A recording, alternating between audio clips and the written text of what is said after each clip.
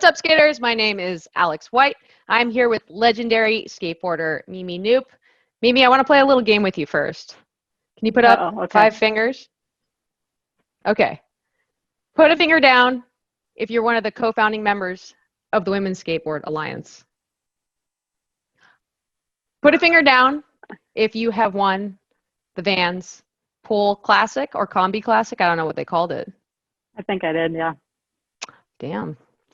Put a finger down if you are the women's coach for Team USA skateboarding. Put a finger down if you are also the high performance director for Team USA. Damn, wow, doing good. And put a finger down if you have run your own skateboard company before. Yeah, I've done that one. So you've done it all.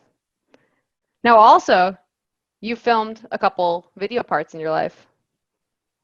And so we're going to go. This is true. Yeah.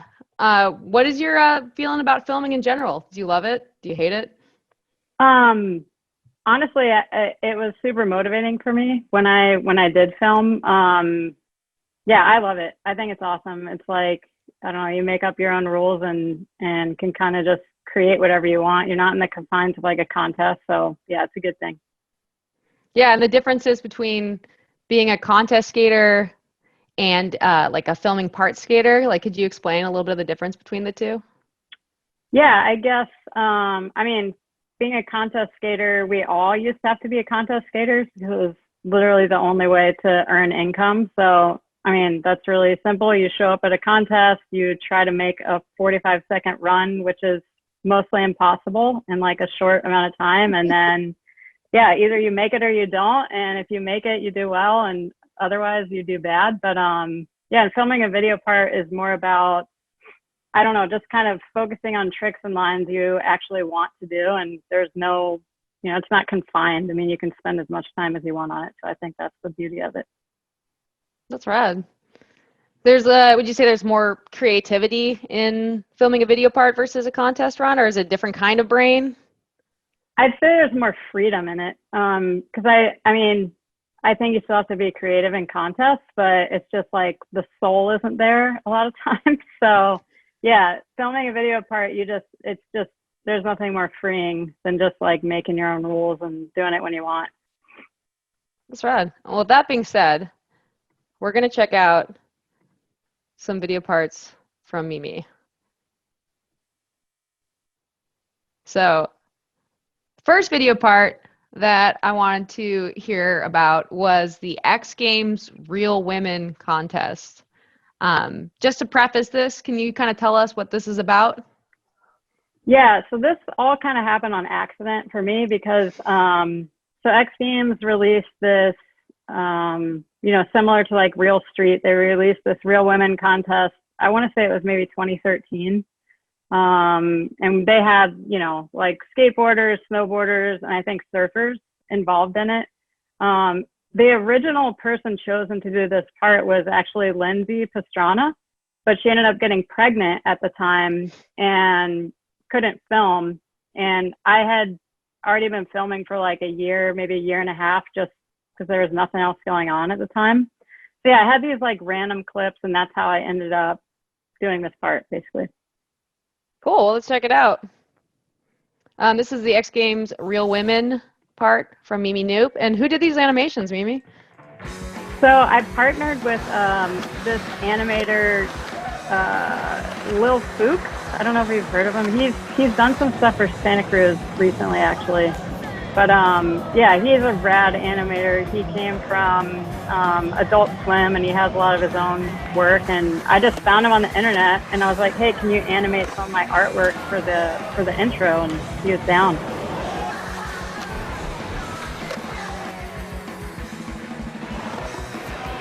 So where was this mostly filmed?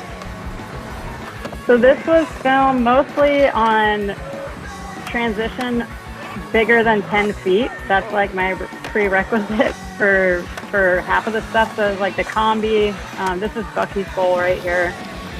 CC ramp, I want to say Tony's ramp. And I don't know if there are any other spots, but yeah, like that's Tony's ramp. Oh my God. Pop, shove it, nose grind, regular? Pop, shove it, nose slide, revert. No slide revert. It looks like you tinked the grind. Who knows We're gonna what watch the it hell happened. one more time because it goes by blazing fast. This is me and Knoop's part from the Real Women X Games contest. Was there anything in this part that stood out to you as being like super hard to film?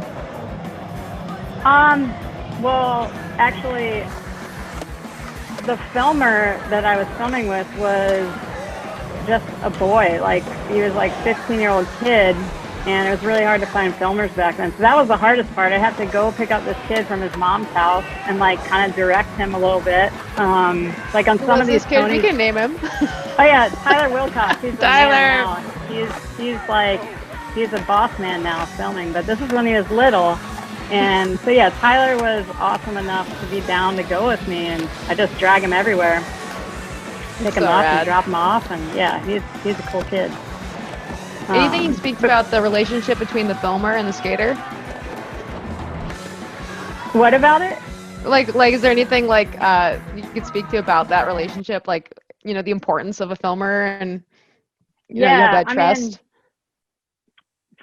for me and Tyler, I mean, there's obviously a big age difference at the time, but like he was so hungry to learn, and so I felt comfortable around him. I'm like, cool, even if I suck or like do something that, I mean, the guys were filming stuff that was so gnarly at the time, like it almost was more comfortable for me to work with someone kind of, you know, learning the ropes more or less. But yeah, I think that relationship's really important. You have to feel comfortable and like safe with the filmer so you don't get in your head too much about it. That's rad. Anything else about that video part that stood out to you? I don't know. I don't think so. It was really fun to make. Yeah, I wish I could have done more, but I'm stoked that I was able to do this, have the opportunity at the time.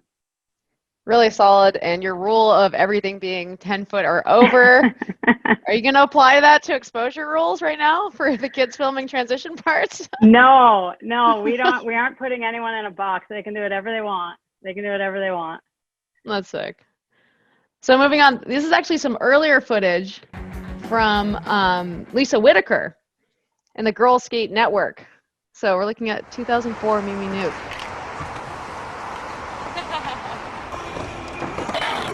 Now, I do have to share, all of this footage was filmed without me knowing. So Lisa filmed a full part without telling me that she was filming a part. So I had no idea any of this was going to be used for anything. I didn't know half the time she was even there doing this. So I'm glad she was there doing it now, looking back. But yeah, I remember when Villa Villa Cola came out, I was like, what is this? Like, that was heavy. Lisa's awesome. Yeah, I'm glad she was there for that one. That was really scary, actually. Oh, flying off the ramp. I thought I broke my ankle because I got jammed under the fence, but I did not, so that was good.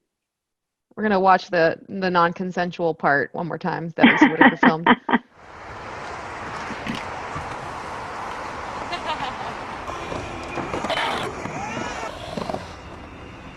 These were fun days of skating. Where is this? This is Claremont Park? Claremont, yeah. We used to call it the country club. It's like where everyone skated. And UB and Sessions was, I mean, anywhere from like Neil Blender to 11-year-old Alex Perelson and Peter Hewitt. I mean, it was some of the best years we were skating down there during that time. Do you think filming was more casual back then? I mean, obviously you didn't even know it was happening. I mean, filming as a female skater, women's skater back then was non-existent, and there were no people that were kind of in the industry doing that. Lisa was holding it down for everybody at that time. So hats off to Lisa. That's super sick. So watching these old video parts, anything like jog your memory, like stuff that really stands out to you that you look for in a video part for yourself, or like looking at other video parts now? Well, for me, I always just was focused on progression more than anything. Like within that time period, whatever I was filming, I wanted to be able to get something captured that either no one had done or very few people had done. So that's what I always base everything on. Looking back, I wish I was a little more creative with things and like added a little more like fun and nuance into it. I think that's important. Like someone like Nora's really good at that. But yeah, you skated like that. You have creativity. I think that I think in the video clips, maybe you were more focused on progression in them. Yep. Yeah. That's accurate for sure. Yeah, I just was like tunnel vision. That was all I cared about. Yeah.